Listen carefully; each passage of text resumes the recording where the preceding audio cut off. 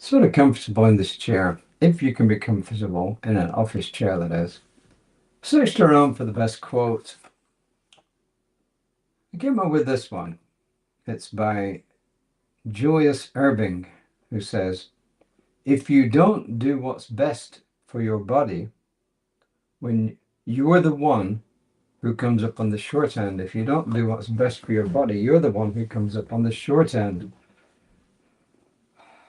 Well, I do my best.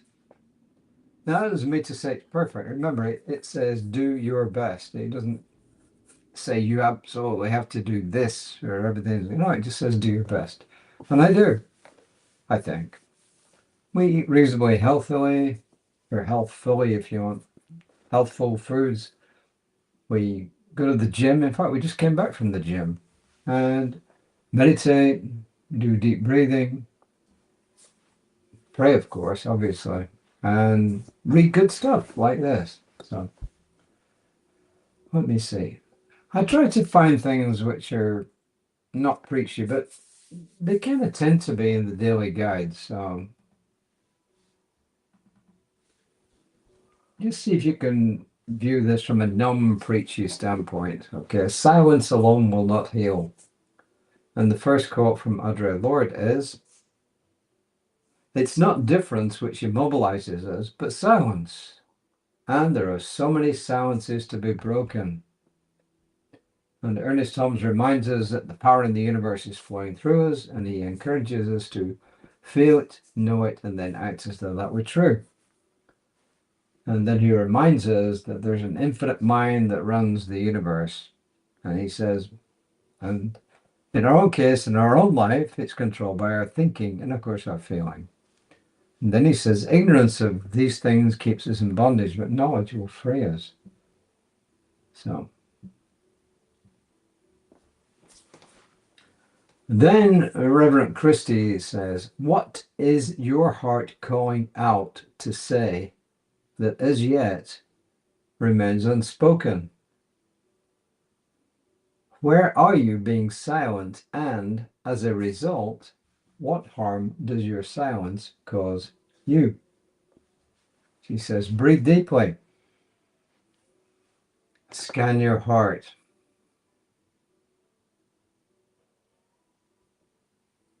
There's an energy stuck there. What does it represent? So just getting away from Reverend Christie for a second, a good exercise when you're doing breathing exercises is actually to breathe in through your heart space and then just breathe out normally. So breathe in through your heart space and then breathe out and kind of let it go. But at the same time, sort of concentrate and see what comes up. You can do it slowly.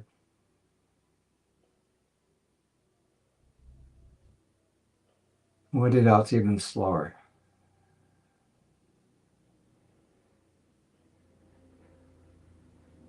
So in other words, do mindful breathing, but do it consciously through your heart.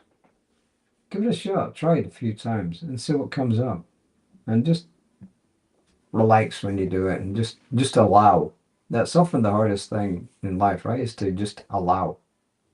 Then she says, as I do this exercise regularly, trying to keep my heart open, I always find something. Some days it's a family or a friend, someone with whom I need to share my open heart. Sometimes it's something out in the world that brings up rage within me. I do not understand how someone I know can see a horror differently than I see it. In fact, they may see what I call horror as necessary or even right. There seems to be a chasm between us, but as Audre Lorde says, it's not the difference, it's the silence that makes the difference. So Rumi reminds us, the great poet Rumi reminds us that what we see as evil or bad or whatever, from our vantage point, may not be how it's seen from a universal standpoint. And the way he says it is, he says, out beyond ideas of right doing and wrongdoing, there is a field, I will meet you there. Out beyond ideas of right doing and wrongdoing, there is a field. I will meet you there. So sometimes things that we cannot conceive as being other than wrong, from a totally different viewpoint, actually may not be wrong at all. But by the way, that does not excuse people doing horrible things, but it means maybe there's a different way of looking at it, and that ultimately good will prevail. She says, I'm willing to speak into the unspeakable place of disagreement.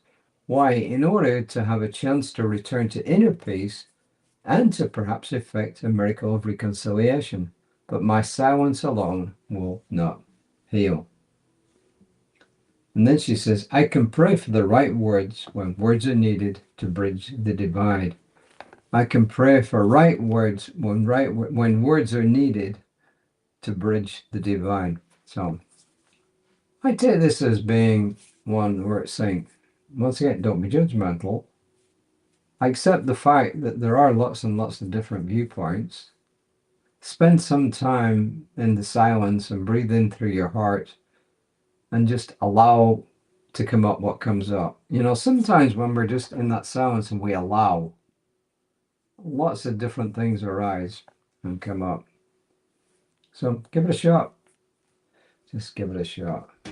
And talking about giving it a shot, my colleague Reverend Lisa Ryan will be giving it a shot tomorrow morning at 9:15. Excuse me. I don't know why to scratch my head there. It was particularly itchy. But anyway, there we are. So as I said, one thing I like about doing these readings is I get to see different viewpoints every single month. And some people return the next year, some don't. But I get to see lots and lots of different viewpoints. And when I scan through the Science of Mind magazine, I get even more viewpoints. And as I said, most of them are too long to read here. But maybe in future what I'm going to do, you know what I can do? I can actually ask artificial intelligence to help me summarize some of these things. Look at the summary, see if it looks sensible, see if it, if it checks with the reading, and if it does, maybe read those in future so I can condense 2 or 3 pages down into a reading of this length, a little bit longer. So today, my prayer for everyone is love in our hearts. So I'm knowing that each one of us, as we open up our hearts, we move closer and closer to that oneness, which is always there with the divine, our awareness of that oneness, because the oneness is always there. And I'm knowing this with my whole being, and I release that in gratitude as a prayer into the divine mind, calling it down. And so it is. Namaste.